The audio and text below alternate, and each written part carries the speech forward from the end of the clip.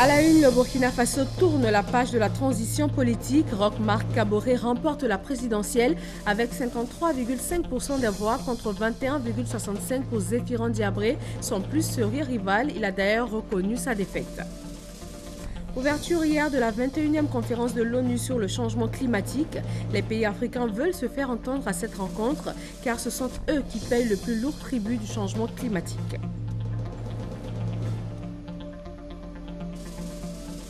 Journée mondiale de lutte contre le sida. Les dirigeants de la planète se sont tous engagés à venir à bout du sida d'ici à 2030, ce dans le cadre des objectifs de développement durable qu'ils ont adoptés en septembre. Bonjour à toutes, bonjour à tous, bienvenue dans ce point de l'actualité sur RTI 1. Le Burkina Faso a un nouveau président. Roch Marc Kaboré a remporté la présidentielle dès le premier tour avec 53,5% des voix. Son plus sérieux rival, Zéphirin Diabré, a lui obtenu 21,65%. Il a reconnu sa défaite et il a félicité le vainqueur, Alexis Ouedraogo. Kaboré, Roch Christian Marc, 1 668 169 voix obtenues, 53,49%. Le nouveau président burkinabé est connu. Au terme du premier tour de l'élection dans le pays, il l'emporte sur son principal adversaire à un peu plus de 53,49%.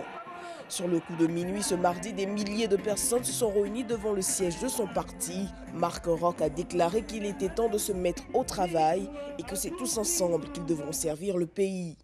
Zéphirin Diabré de l'UPC lui remporte 21,65% des suffrages. Il a reconnu sa défaite quelques minutes avant l'annonce de la CENI. Plusieurs candidats, eux aussi, se sont prononcés. Si, avec 14 candidats, il arrive à avoir ce score, vraiment je le souhaite bon. Nous nous félicitons le vainqueur, le candidat Roch Marc Christian Kaboré qui a été déclaré vainqueur provisoirement ce soir. Mais nous souhaitons qu'il puisse travailler pour l'intérêt de tous les Burkinabés. Au-delà de cette victoire, c'est le travail qui doit être mené pour que les attentes des populations puissent être satisfaites. Roch Marc Kaboré aura su rassembler aussi bien des anciens du régime que ses opposants, les paysans d'un pays très rural, mais aussi des citadins des grandes villes, Ouagadougou et Bobo-Dioulasso notamment. Cet ancien banquier de 58 ans, souvent habillé en boubou, est un personnage modéré et adepte de consensus. Avant son 30e anniversaire, il est directeur de la Banque internationale du Burkina. Après l'assassinat de Sankara en 1987, Compaoré prend le pouvoir et Roch accomplit une carrière fulgurante. Plusieurs fois ministre, il devient l'un des personnages clés du régime, occupant les fonctions les plus prestigieuses comme celle de Premier ministre. En 2012, il tombe en disgrâce et se retrouve au rang de conseiller politique. Il claque la porte pour fonder le MPP, Mouvement du Peuple pour le Progrès. Aujourd'hui, il défend que la social-démocratie est la voie pour le développement. Le nouveau président promet de s'attaquer au chômage des jeunes, de moderniser le système de santé avec la gratuité des soins pour les moins de 6 ans et de mettre l'accent sur l'éducation. Autre point fort de l'actualité, l'ouverture hier de la COP 21. Ce sont plus de 150 chefs d'État et de gouvernement qui ont donné le coup d'envoi de cette 21e conférence climatique de l'ONU, dont le président ivoirien Alassane Ouattara. La cérémonie d'ouverture a été marquée par 2 interventions majeures, celle du président français François Hollande et du secrétaire général de l'ONU Ban Ki-moon. Au nombre des intervenants, le président ivoirien Alassane Ouattara, et je vous propose maintenant un extrait de son intervention à la tribune de la COP 21. Je voudrais tout d'abord renouveler mes condoléances et celles de la nation ivoirienne au peuple français et lui exprimer notre solidarité face à la terrible épreuve que la France vient de traverser et qui nous interpelle tous. J'associe bien évidemment tous les pays qui ont été récemment visés par ces ignobles actes terroristes. Mesdames et messieurs, la conférence de Paris se tient sous le signe de l'urgence. En effet, notre planète se réchauffe plus vite et le temps de l'action pour inverser cette tendance nous est désormais compté. Je voudrais à cet égard féliciter la France et les Nations Unies pour l'important travail préparatoire qui nous permet d'envisager un accord à la hauteur des attentes de nos populations. Nous avons collectivement fait un premier pas important dans notre volonté de contenir le réchauffement climatique en deçà de 2 degrés Celsius à l'horizon 2100, en précisant nos ambitions en matière de réduction des gaz à effet de serre. Cependant, ces ambitions cumulées ne nous permettent pas à ce jour d'atteindre cet objectif. Nous devons donc rester mobilisés et faire preuve de plus de solidarité et de compromis. J'invite à cet égard les grandes économies à aller plus loin et à réduire davantage leurs émissions de gaz à effet de serre. Mesdames et messieurs, le temps est venu de nous approprier les négociations en cours et de donner l'impulsion politique nécessaire afin de parvenir à un accord contraignant pour tous. Je soutiens à ce propos l'adoption d'une clause de suivi et de révision. Ceci permettra aux principaux pays émetteurs de gaz à effet de serre d'afficher périodiquement de nouvelles ambitions à la hausse en vue d'atteindre l'objectif de 2 degrés Celsius, voire de 1 degré Celsius, comme demandé par les pays les plus vulnérables. L'accord qui se dessine ne se réalisera pas sans l'Afrique. Nos priorités devront figurer en bonne place dans le texte, notamment en ce qui concerne les financements et le transfert des technologies de résilience au changement climatique. L'engagement des pays développés à mobiliser 100 milliards de dollars par an d'ici à 2020 en faveur des pays en développement doit demeurer un élément central de nos discussions.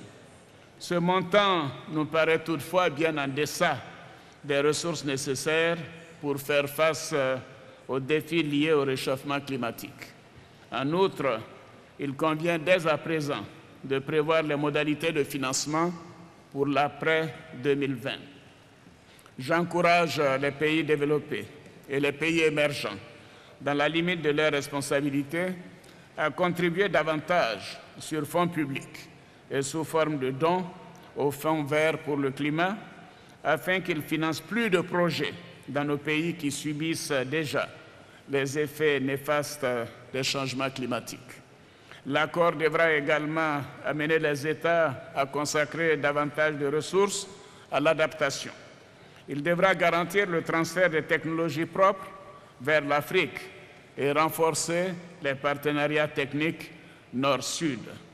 Excellences, Mesdames et Messieurs, la transition énergétique tant souhaitée ne sera possible que si la communauté internationale se mobilise pour apporter les financements et la technologie nécessaires au développement des énergies renouvelables. Pour l'heure, les ressources mobilisées ne permettent pas d'amorcer cette transition sans compromettre la croissance dans nos États. Monsieur le Président, Mesdames et Messieurs, mon pays, la Côte d'Ivoire, entend réduire ses émissions de gaz à effet de serre de 28% à l'horizon 2030. Pour ce faire, mon gouvernement entend porter la part des énergies renouvelables dans son mix énergétique à 16%, mettre l'accent sur la reforestation et le développement d'une agriculture neutre en carbone. La mise en œuvre de ces mesures nécessitera la mobilisation d'importantes ressources financières.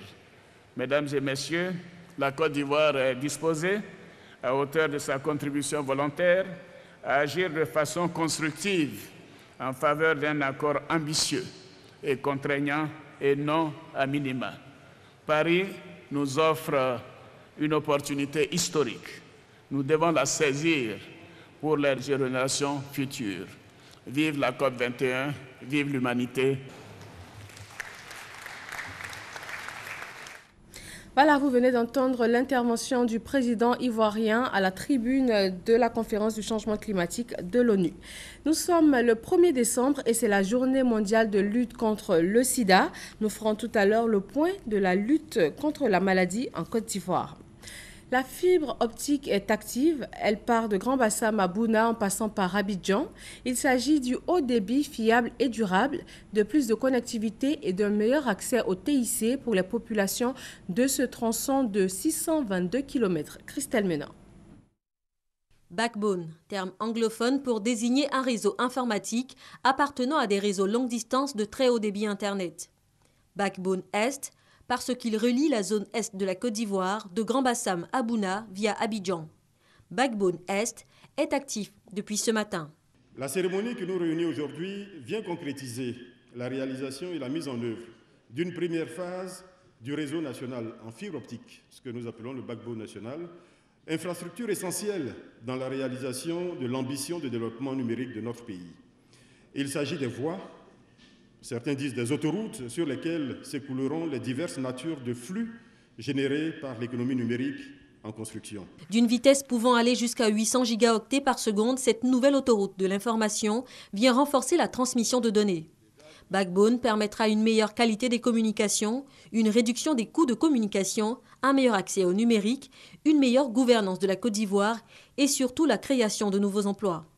Les technologies de l'information et de la communication ont permis la création d'environ 20 000 emplois directs dans le secteur formel et l'on dénombre à ce jour près de 100 000 emplois indirects liés au seul secteur de la téléphonie mobile. Les effets socio-économiques et culturels sont, vous le voyez, indéniables. Le secteur des technologies de l'information et de la communication est devenu, au fil des ans, un volet important de l'économie de notre pays. Et tout indique que cette tendance se renforcera au cours des prochaines années pour atteindre une contribution à concurrence de 15% du PIB à l'horizon 2020. L'Agence nationale du service universel des télécommunications et des TIC, ANSUT, met en œuvre le projet Backbone. Une opération de maillage de la Côte d'Ivoire en fibre optique prévue en 3 phases. Backbone Est, long de 622 km, est la deuxième phase du projet. Mais la première relie l'axe nord-ouest San Pedro-Bouna, long de 1400 km, à livré en 2016. 5000 autres kilomètres de fibre optique compléteront ce maillage de 7000 km. De 2011 à 2015, le nombre d'abonnés au service Internet, ADSL et WiMax, est passé de 200 000 à plus de 8 millions. Une progression record. Qu'en sera-t-il donc avec l'avènement de la fibre optique ? Après cette cérémonie d'inauguration, les membres du gouvernement ont participé à la première séance de téléprésence. C'était à la primature. La téléprésence est un système de réunion à distance. Il permet aux différents participants d'interagir en temps réel. Christelle Ménin. Inauguration Backbone Est, la nouvelle ligne de fibre optique Grand Bassam-Bouna et aussitôt une séance de téléprésence entre des membres du gouvernement et des autorités préfectorales des régions du Gontougo et du Bounkani. Je vois qu'aussi vous avez réuni donc les autorités autour de vous. Vous pouvez les présenter rapidement? Je suis ici dans cette salle avec les préfets du département de repos, Téni, Nassian, ainsi que le représentant du conseil régional, son directeur de cabinet et le représentant du maire de Bouna. Son, images, interaction en temps réel, un système de réunion à distance à ne pas confondre avec la visioconférence. Dans un dispositif de téléprésence, toute la scène est filmée simultanément par plusieurs caméras. Le confort et la qualité d'écoute sont nettement améliorés et on a le sentiment de participer à une réunion ordinaire. Premier bénéficiaire de cette technologie, la gouvernance électronique, en vigueur depuis plus de 3 ans dans l'administration ivoirienne. C'est une évolution importante pour notre administration. Cela permet d'échanger des fichiers en temps réel, d'échanger des documents en temps réel et de discuter dans le même temps sur ces documents. Donc ce sont des évolutions que nous mettons à la disposition de notre administration qui, sans aucun doute, vont permettre à cette administration d'être plus efficace. Le district du Zanzan est déjà dans l'émergence. C'est un outil précieux qui va permettre à nos autorités locales de pouvoir s'adresser directement à Abidjan, à leurs différentes autorités aussi. Et ça, c'est très important. Désormais, nous pourrons en direct discuter avec les préfets et apprécier les situations. Vous imaginez ici, pendant les périodes électorales, d'avoir les 31 préfets des régions, chacun dans leur bureau. C'est un outil très important qui permet de nous rapprocher des centres de décision et donc ce sera plus d'efficacité. C'est un don de la compagnie chinoise Huawei, 3 kits de téléprésence désormais à disposition dans les locaux de la présidence de la République, de la primature et du ministère de l'Intérieur. Des collèges de proximité ouvrent aujourd'hui 1er décembre sur le territoire ivoirien. Il s'agit de désengorger les établissements existants et surtout de permettre aux élèves des localités éloignées de bénéficier d'une formation de qualité et ce, au même titre que les autres. Quelle est la particularité de ces établissements de proximité? Herman Niamia. Le projet de collège de proximité s'inscrit dans la réforme du système éducatif initiée par le gouvernement ivoirien. Il fait partie des axes prioritaires de la gouvernance éducative du ministère de l'Éducation nationale et de l'enseignement technique. Ces unités scolaires de petite taille, à l'opposé des grands établissements traditionnels, s'inscrivent dans une vision innovante de l'école en rapport avec les exigences démographiques et les contraintes nouvelles en termes d'offres éducatives. Le collège de proximité permet aux enfants des régions reculées, des zones rurales, de bénéficier de la même éducation que celle des enfants qui sont dans les grands centres urbains. Ce sont des collèges de petite taille avec un effectif de 40 élèves par classe tout au plus. Le collège de proximité va permettre aux parents de ne plus dépenser pour des tuteurs ou des logements pour les enfants en ville. Ces collèges vont éviter que des filles ne soient en grossesse de façon précoce. Pour cette phase expérimentale, ce sont 86 collèges construits dans plusieurs villes du pays avec l'appui des partenaires au développement qui vont ouvrir. L'établissement va évoluer progressivement. Ainsi donc, cette année, on ouvre les classes de 6e. L'année prochaine, ces élèves de 6e seront en 5e puisque les salles sont disponibles. Ainsi de suite jusqu'en 2018-2019 où les premiers élèves vont passer le BEPC. Une innovation est constatée dans cette nouvelle vision, la bivalence des enseignants. Les professeurs bivalents sont des professeurs qui, à la fin de la titularisation, auront le diplôme de prof de collège. Ils n'auront pas de salaire parce qu'ils seront professeurs de collège. C'est une nouvelle vision du professeur de collège en Côte d'Ivoire. 1416 enseignants et encadreurs stagiaires ont été recrutés pour intégrer ces collèges. Après une formation théorique à l'École normale supérieure ENS, ils se disent aptes à assurer leur mission avec dévouement. Nous avons reçu une formation de main de maître par des enseignants qualifiés qui nous ont outillés dans plus de 26 modules de formation et nous pensons avoir tous les rudiments, tant au niveau scientifique que pédagogique, pour accomplir la mission pour laquelle nous serons mandatés. Les collèges de proximité vont ouvrir ce 1er décembre 2015 sur toute l'étendue du territoire national. Selon le ministère, les dispositions ont été prises pour garantir sa réussite. La ministre de l'Éducation nationale et de l'enseignement technique exhorte cependant les conseils régionaux à mettre des logements à la disposition des agents qui seront affectés dans leur localité afin de leur faciliter leur mission. 1er décembre 2015, 28e journée de lutte contre le sida. La Côte d'Ivoire met l'accent cette année sur 0 transmission mère-enfant, 0 décès chez l'enfant. Guillaume Zéré, Herman Niamia. 0 transmission mère-enfant, 0 décès chez l'enfant. C'est le thème retenu par le gouvernement ivoirien pour cette 28e édition de la Journée mondiale de lutte contre le sida.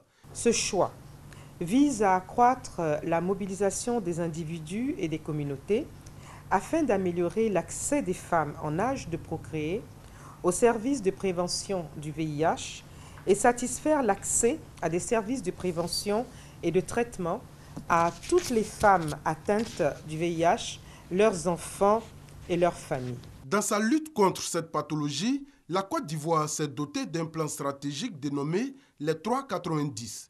Ce plan vise à une meilleure prise en charge de 90% des personnes vivant avec le VIH qui connaissent leur statut sérologique. Les résultats enregistrés par notre pays sont déjà palpables.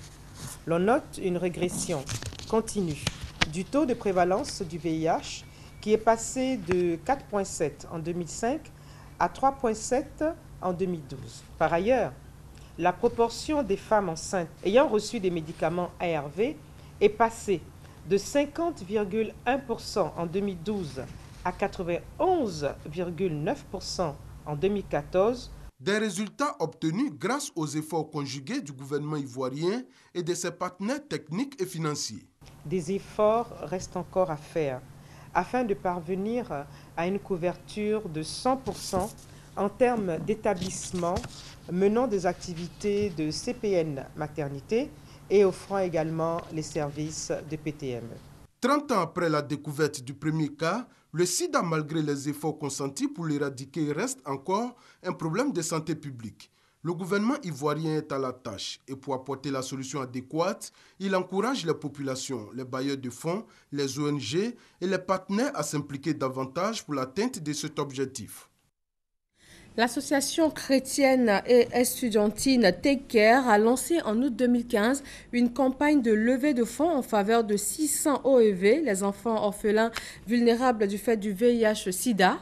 3 mois après, les initiateurs de cette chaîne de solidarité ont initié un dîner de bienfaisance. Objectif, faire un premier bilan et lancer un appel aux bonnes volontés. Serge Coléa.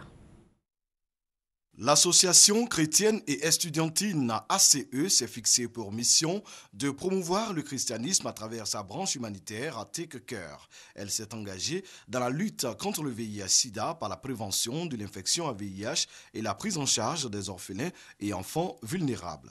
C'est dans cette optique que la campagne de levée de fonds en faveur de 600 orphelins et enfants vulnérables du fait du VIH-Sida et leurs familles a été lancée depuis le 21 août 2015. Ce dîner gala de bienfaisance fait office de bilan. Honorable Père, honorable Mère, nous comptons sur vous pour nous aider à payer nos médicaments, nos fournitures, nos kits alimentaires, sans oublier nos petits cadeaux de Noël. 1 385 000 francs CFA de dons et de promesses de dons en espèces ont été faits. Le président de l'ONG ACE Take Care, Arsène Kwasi, a remercié les donateurs en espérant que d'autres gestes suivront. Yao Vanessa a félicité les organisateurs au nom de la marraine Monique Eoulier, tout en les assurant de son soutien.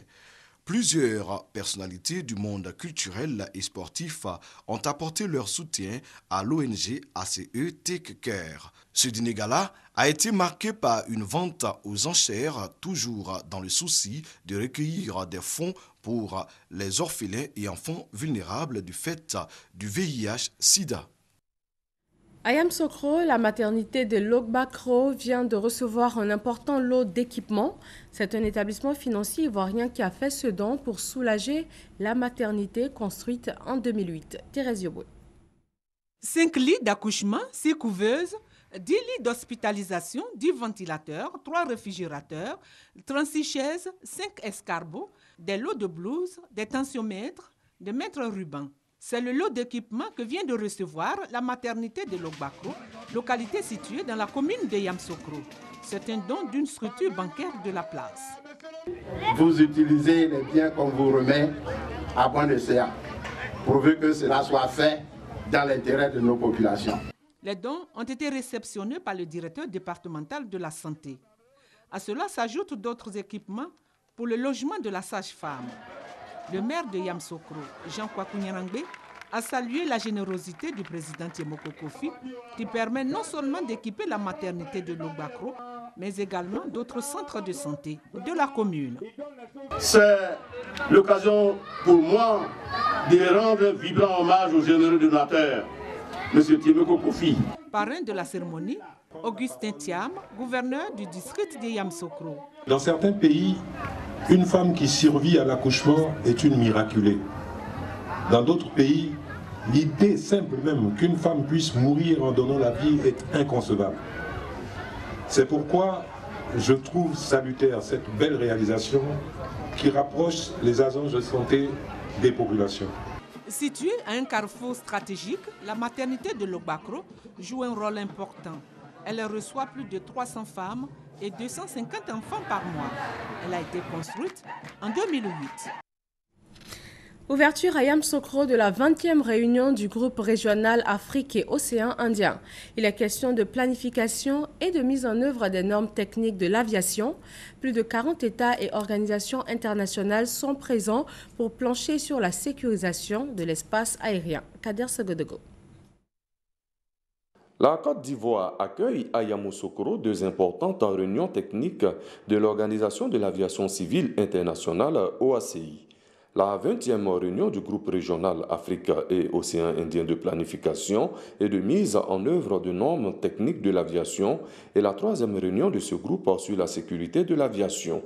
Plus de 40 pays et organisations internationales ont effectué les déplacements pour faire du ciel en Afrique et Océan Indien un endroit sécurisé. Pour y parvenir, ces experts vont analyser divers points sous forme de propositions. Le ministre ivoirien des Transports a, au nom du gouvernement ivoirien, remercié l'OACI pour le choix de la Côte d'Ivoire qui abrite cet important rendez-vous. Pour ces assises, il sera surtout besoin de faire un bilan des activités menées au niveau de l'Afrique. Il s'agit surtout de voir l'adéquation que nous avons entre les fonds mis à notre disposition et les diverses utilisations que nous avons pu faire. Il s'agira également d'apporter tous les agissements nécessaires pour une plus grande efficacité du projet. Et je me réjouis de porter à la connaissance de toute l'assistance et que la Côte d'Ivoire, en tant que père de cette libéralisation, applique pleinement aujourd'hui la politique de ciel ouvert. La Côte d'Ivoire, faut-il le rappeler, a porté son taux de conformité aux règles et normes de sécurité aérienne de l'OACI de 42 à 64%. Le pays fait partie des 19 pays en Afrique ayant souscrit à cette conformité.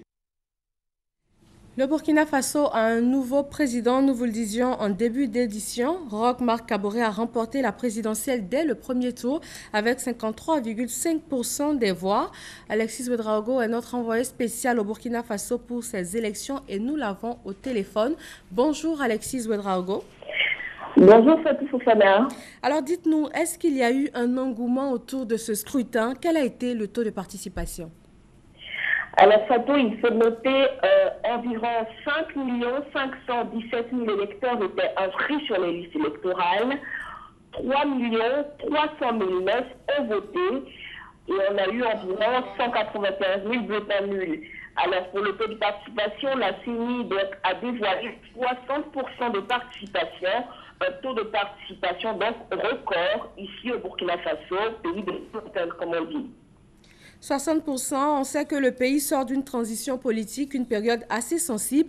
Qu'est-ce qui va se passer maintenant, Alexis? Est-ce qu'on va vers un gouvernement de cohésion nationale, surtout que le nouveau président a été longtemps proche de Blaise Compaoré, ancien président du Burkina Faso? Alors Fatou, Roch Marc Kaboré, nouveau président, promet le changement après la proclamation des résultats ici voulu ferme. Il va procéder à un réel changement du Burkina Faso dans la façon de diriger le pays. Pour l'instant, il n'y a aucune fuite sur la constitution de son gouvernement, mais c'est un homme qu'on connaît comme étant de consensus. Donc c'est clair qu'il va faire un gouvernement assez ouvert pour le plus grand bien du Burkina. Alors pour terminer, dites-nous, depuis l'annonce des résultats, quelle est l'ambiance qui prévaut sur place au Burkina Faso? Quelle est la réaction des populations? Alors, hier, après la proclamation des résultats, il y a eu beaucoup d'engouement dans les rues, mais la fête n'a pas pu se poursuivre parce que, je vous l'ai dit, il y a un couvre-feu dans le pays qui a été réactivé de 1h du matin à 4h du matin. Les populations se mettent rentrées chez elles. Mais aujourd'hui, dans la ville, il y a eu des éclats de joie. Les populations sont sorties pour manifester leur joie. Tout à l'heure, d'ailleurs, ils sont invités sur le coup de 15h au quartier général de campagne de Macon-Caboré pour célébrer cette victoire. Je tiens toutefois à noter que les résultats qui sont tombés vont être soumis au Conseil constitutionnel. Ils disposent de 3 semaines pour rendre la décision définitive. Mais c'est clair qu'on ne risque pas grande chose puisque les différents candidats ont déjà salué cette victoire de Marc Kaboré. Merci Alexis Ouedraogo. Je rappelle que vous êtes l'envoyé spécial de la RTI au Burkina Faso pour ces élections. Nous l'avons donc dit, Roch Marc Kaboré a remporté la présidentielle dès le premier tour avec 53,5% des voix. Et revenons sur l'autre information majeure de ce journal, la COP21 qui a ouvert ses portes hier à Paris. Le président Alassane Ouattara s'est exprimé à la tribune, vous avez pu le voir. Et nous vous ferons le point de l'évolution des travaux dans notre édition de 20h. Et c'est donc ici que s'arrête ce 13h. Très bonne fin de journée à vous et excellent mois de décembre.